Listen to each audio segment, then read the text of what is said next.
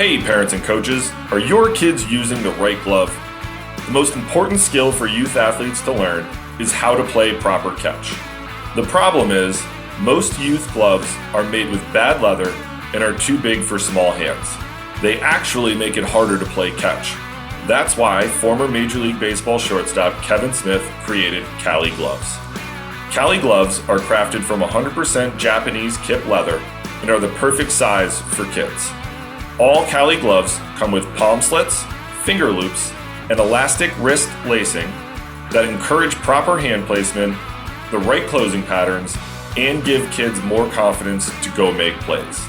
Cali gloves even allow parents to break in the glove without stretching out the fit. It's the glove Kevin wishes he had growing up, and the glove all his teammates want for their kids. Visit caligloves.com to learn more and help your kids play better catch. That's Cali Gloves, Kali gloves.com. Welcome to this week's edition of In the Clubhouse with EMD Baseball. I'm Andy Kirikides, joined by my lovely co-host, Mr. Keith Glasser. How we doing? Great. How are you? Good. We had a recent interview with Coach Mamula from Delaware, and I think we've talked about this a little bit in the past, but figured we'd make it a targeted topic. One of the, I would say one of the common consistencies across the evaluation and recruiting landscape is that it's very difficult to evaluate high school hitters. And as Coach Mamula put it, it's the hardest thing to do is evaluate a high school hitter and figure out whether what they do currently is going to be able to translate to the college level at any level, Division II, Division III, Division I, upper Division I, whatever it is. But that high school hitter evaluation oftentimes can be a difficult one. I can, and you can as well, kind of speak to that there's definitely some truth in that. And there's guys that you think are going to be really good that end up not being good. There's guys that you think are going to be good that end up being good. And there's guys that you think are probably not going to be the greatest offensive players and might be really good defenders, and that's why you recruited them, who ended up being good hitters. And I think there's some stuff to point at as to why that process can be hard. And I'll kick us off real quick with kind of the first thing that's on my mind is that you rarely get to evaluate a high school hitter against the quality of pitching that they're going to see at the college level. And being really good against 82 to 84, which is kind of your average high school guy, even 85 to 87, which is, an above average high school arm. Being really good against those guys who, aren't going to throw with the velocity you're going to see in college. And we've talked about this. If you're a Division I guy, like pretty normal to see 89 to 93 on any conference weekend in any conference in college baseball.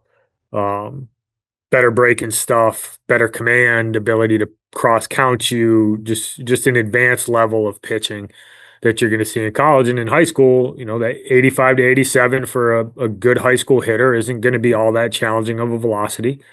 The breaking ball and the ability to command pitches and get count leverage and do some of the things that allow pitchers to be really good isn't going to be as frequent at the high school level. And it's easy. I shouldn't say it's easy, but it's easier to get fooled by a kid who performs well against mediocre competition and make yourself feel good about your evaluation as a coach because you see them do really well. But if you don't see them against that 88, 89, 90, it's hard to get a really good determination of if a kid's going to be able to handle that type of velocity. Does his swing decision quality go down when he starts to see better velocity or better breaking balls? And I think that's why a lot of hitters, or I should say a lot of coaches, err on the side of taking toolsy hitters, because if a guy has really good bat speed and he's able to hit the ball really hard, regardless of some of the swing decision stuff, at least he has some of the ingredients that are required. So if you don't get to see a guy against some of that better velocity or that better breaking stuff, you got to feel really good about the tool set, the bat to ball skills, the bat speed, the strength, that type of stuff. And even feeling confident about that can, doesn't always translate. It's that's the first thing that comes to mind for me as to why it's hard.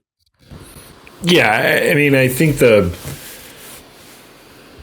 it's easily the hardest part of evaluating the high school hitter, because you never really know what you're going to see them face, right? Like, and I think that's why, especially during the high school season, you'll see more college coaches, if you're, paying attention in the local scene.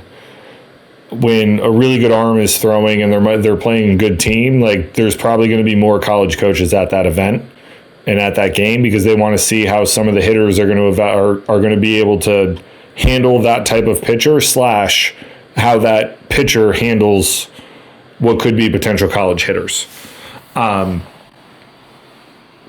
It gets even harder in the summer, because you don't really know. It's no fault of anyone, right? Like, you go to these tournaments, you don't really know who you're going to be playing. It's all, determined via, I don't even know how they do it.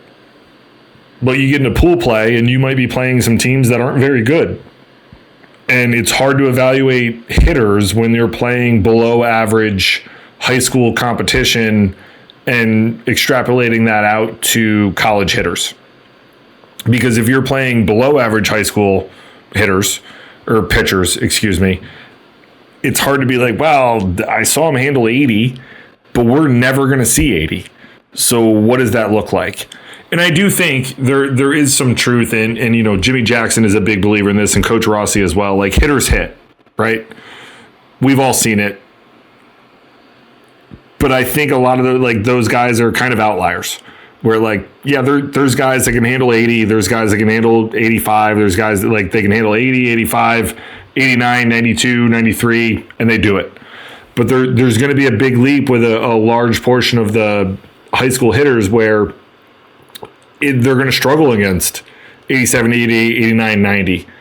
And it's your job as a coach and our job as coaches and your job as a player to be able to figure out where your deficiencies are in being able to handle that velocity, and how you get better at it, and how we can coach that into players. Are they going to be coachable enough? Are they athletic enough to be able to make the jump, to be able to handle that? Do they have the bat speed? Are they able to move well enough to be able to get the barrel in position, to be able to get the barrel to the baseball?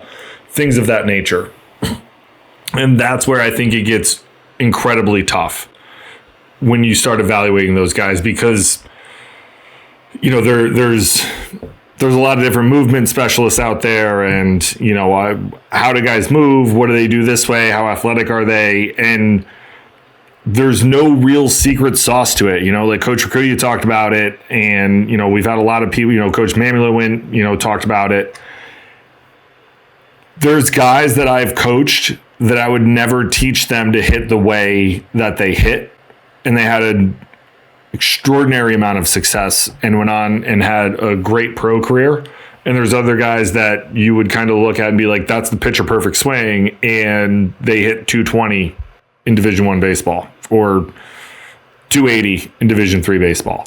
And maybe it's just they didn't move well enough. They weren't athletic enough. You didn't make the right adjustment. And, those are things that you have to live with as a coach. But, I think hitting in and of itself is incredibly difficult to really break down to what it is that you want from an evaluation standpoint.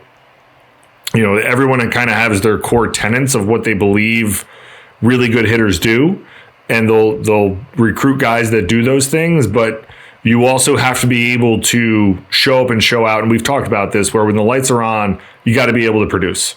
Where if I show up and I'm watching you hit against a guy who's 87, 89, if you get blown away, I'm going to walk away and be like, I don't know if he's going to be able to handle it in college. Now, the flip side of that, Andy, is that you also have, if you're a rising senior, you have 12 full months of playing high school baseball still, and then another kind of full year at this point until you're playing college baseball. So from a coaching standpoint, you have to look at it in a recruiting standpoint of like, does he have the tools that I can coach into him to get him to the point where he can be able to do these things? And that's really where it becomes difficult, right? Like it's not necessarily the and this sounds convoluted, and it is, rightfully so, which is why we're talking about it. But there's certain things that coaches are going to key in on of like, okay, he has the bat speed, he has the hip flexibility, he has the hip mobility. They're and everyone uses different terms like, his hands go this way, or there's slack in his swing, and the stride is able to lengthen what he has to do to take slack out, put slack in, whatever it is, right? But everyone's going to kind of have their own take on what it's gonna be for that young man to be able to play at the next level. And it gets incredibly convoluted, and it's tough. I think the easiest thing, and it sounds like this is Captain Obvious, but like, train yourself with machines, and the technology nowadays is so much better than it was when you and I came up in this game, where we had the 2-wheeled jugs machine that only spat the dimpled yellow balls at you, and they put it in the same spot every single time. Nowadays, with Hack Attack and Spin Machines and we have 3-wheeled machines and ATAC and all these companies that have these machines that can dial up fastballs and 2-seamers and right and left-handed break curveballs, right and left-handed sliders, change-ups. Like, they'll even spit knuckleballs at you. But you can get the velo up at least to where you can you can see the spin, you can see the velo, and you can do these things and train yourself to see, okay, I've seen 92 off a machine in, and there's a variation, right, on these machines. It's not going to put it in the same spot every time, but I've seen 92, 93, and I can get the barrel to it. And I think there's some, from a training aspect, and, we've talked about like, be good at playing baseball, not just drills, but there is a certain aspect of hitting, of being able to do those things and train and see it at the very least, right? Like, when you and I came up in this game, the first time you saw 90 plus was likely in a box in a game, right? Like, we didn't have the technology to be like, hey, we're going to pump 90 at you off this machine with a real baseball and see what we can do. It was just like, dude's got a live arm. Got to have it ready. And that was kind of the crux of the conversation that you had. And I think nowadays, if you're deficient in those types of things, there's so many mechanisms for you to be able to get better at those things. And I think that, it also comes back in the recruiting process of like, are they capable of, if I can get him on a Hack Attack or said machine for 6 months, can I get this kid to be able to handle the variation in velocity that he's going to see at our level? And if the answer is no, they're going to move on. If the answer is maybe, we'll see what happens. If the answer is yes, you're likely going to find yourself recruited. And if you can handle it, it's a non-issue.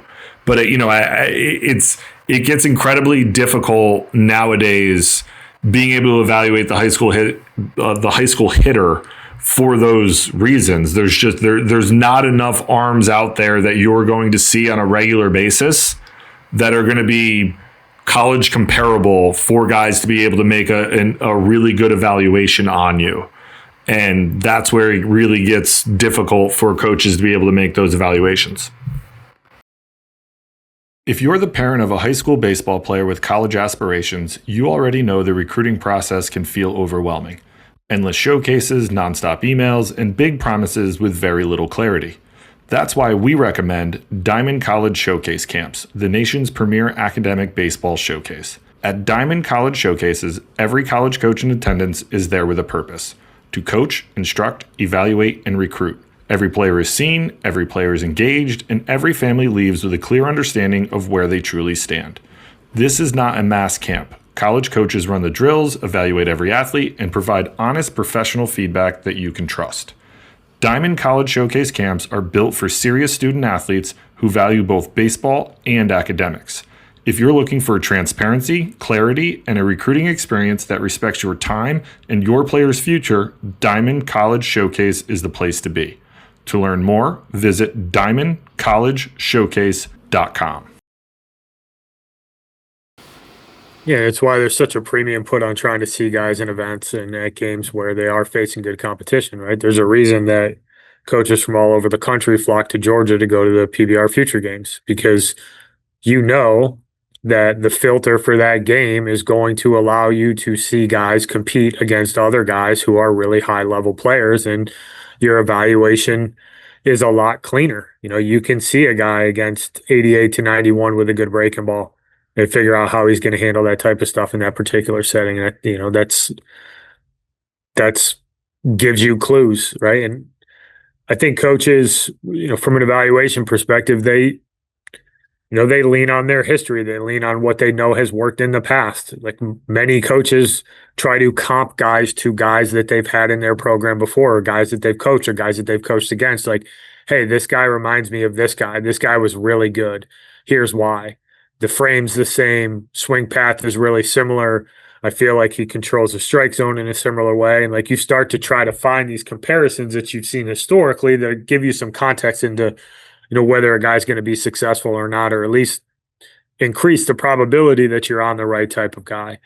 I think where it gets difficult from like a player or a parent perspective is that success at the high school level doesn't necessarily unlock certain levels of college baseball. Like hitting 500 in high school doesn't mean you get to play in the SEC, because there's other pieces of this equation. There's the physicality piece. There's the positional component that comes to it. There's the athleticism that's a part of the evaluation process. But coaches at their core, they're going to look for bat speed. They're going to look for the physicality. They're going to look for guys who control the strike zone to a certain extent. They're going to look for guys who show the ability to drive the ball to the middle of the field. I think those are some pretty common things that most guys are going to look at. The other part of it, if you want to look at it from kind of a slightly different perspective, is that it's way easier to say no to a kid. It's way easier to say no and check a guy off and say, hey, I don't know. I don't think that guy's a fit for us. Swings and misses too much. Major red flag. If you swing and miss a bunch in high school, it's not going to get any better in college. And that's something that most coaches are going to shy away from. Has trouble with velocity. You see a guy against 88, 89, to your point, now you get into the conversation of, can I get this kid right? Or can I go find a guy who already is ready? And most coaches, right, as much coaching they want to do in college, you want to get guys to your campus that are in a position to make an impact to your roster right away, especially with the reduced roster size. You don't have as much wiggle room to take on the project that might take a full year before he's even ready to kind of get in the mix. You kind of need guys that are ready to go when they get there. But the physicality piece is massive in terms of being able to transition to the college level. But it's a hard thing to do, is to evaluate a 16 or 17-year-old hitter and feel really confident that he's going to be able to play at your level, right? Especially when you start to climb the ladder of the competition level in college baseball, because there's things that happen between the years that can unlock a kid's ability, right? It takes a pretty mentally tough, a pretty mentally sharp young ball player to be able to go play at the highest levels of college baseball, because the mental side of the game is going to be a separator. Because once you get there, the tool set, you're not going to be able to out-talent the game the way that you can in high school, where you can just, hey, man, this pitcher's probably going to throw me 3 fastball strikes.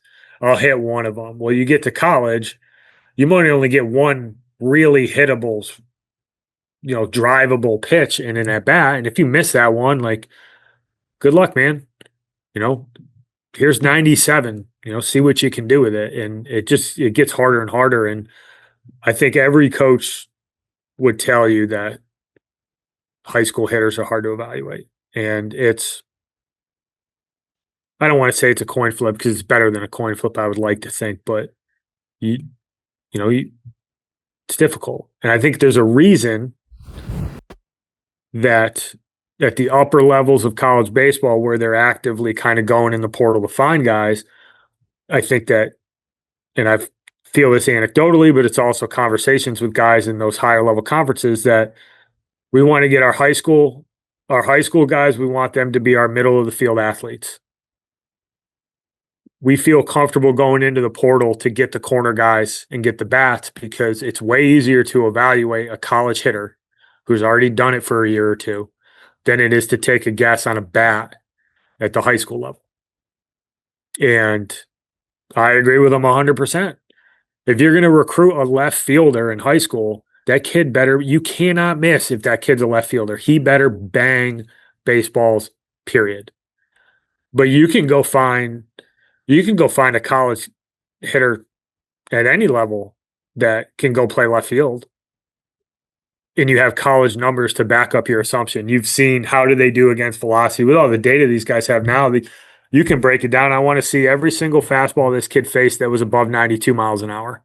And you can see, all right, yeah, this kid handles that really well. Good. Well, that'll probably transition to our level of play. Or, hey, this kid just murders mediocre pitching. He's not going to see mediocre pitching in our program because of the conference we play in. This kid's probably not going to be a fit for us. It's just a much easier evaluation. Yeah, I mean, the data that's available in the transfer portal is more than it's ever been. But that's why. Like, and I get the thought process behind going after high school guys in the middle of the field because they're, if you can defend, as we've talked about before, you don't necessarily have to hit a ton. You have to hit enough. And the goal is that in watching you and seeing what they think, like your defense is going to be able to get you on the field. We can bring the hitting along. And we'll plug and play in the corners. And that's a pretty good recipe for success.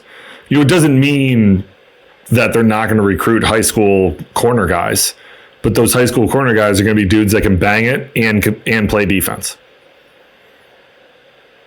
early in their careers. Yeah, I should say, as a caveat, like you might not be doing it right away as a freshman, but like, you're going to be in the mix as a freshman and likely playing, having the first run at being a starting third baseman, first baseman, right, left fielder as a sophomore. 100%. Yeah, it's difficult. And I just think this topic, I think it's a fascinating one. Because I just think the evaluation of players it's very much an art. I think all the data that people have right now, it helps, but there's a reason that there's some guys who are really, really good at it. And there's some guys that are just okay at it. Like you kind of get a knack for seeing things that you like, seeing things that you value, body language, movement patterns. And that kind of cues you in. And a lot of that has to do with experience and having recruited guys before and evaluated a ton of guys and seeing guys that you really liked who were good, guys who were really liked that turned out not to be as good as you thought, guys that you didn't like when they were in high school who ended up being really good players 2 or 3 years down the road. And forces you to kind of recalibrate on, oh man, you know what? This is what I didn't like about that kid, but I overlooked that he did these 3 things really well. And this is what actually translated and made him a really good player at the college level. And you can kind of recalibrate the things that you value when you're trying to look at high school hitters. But every coach would tell you they want to see you against good competition because it makes their lives easier. That's really what it comes down to. It just makes it easier for them to get an eval. Yeah. And I do think, it's a little bit tougher nowadays where you have some of these tournaments are so big that they get to the end and, teams drop out. And, you're excited to see somebody play against someone who's a good arm and you don't get to see it. So, that makes it, even more. Doesn't happen all the time, but, I think under the current landscape, it becomes less and less, which is why some of the bigger tournaments are as recruited as they are, because the likelihood of you being able to see a guy, whether it's a pitcher or a hitter, pitch against college hitters or vice versa, college hitters hit against the college arm are a lot higher in those situations. 100%. Anything you'd like to add to this topic? We could probably make this a long if we keep going, but no. For the short, no. All right. Well, thank you for listening, everybody. Hopefully that was some valuable insight for you all. Tune in next week. We'll have more for you then. Thanks, everybody. Thank you for listening this week. If you're watching on YouTube, go ahead and hit that subscribe button and smash that like button for us. Check us out on Apple Podcasts, Google Podcasts, as well as Spotify. You can follow us on Twitter and Instagram at EMD Baseball. If you want to find out what me and Keith do to help families and players navigate the recruiting process, go ahead and check us out on emdbaseball.com. Take a few minutes to check out our new online academy. I promise you'll get some good information out of that. Thanks again for listening. Check in with you next week.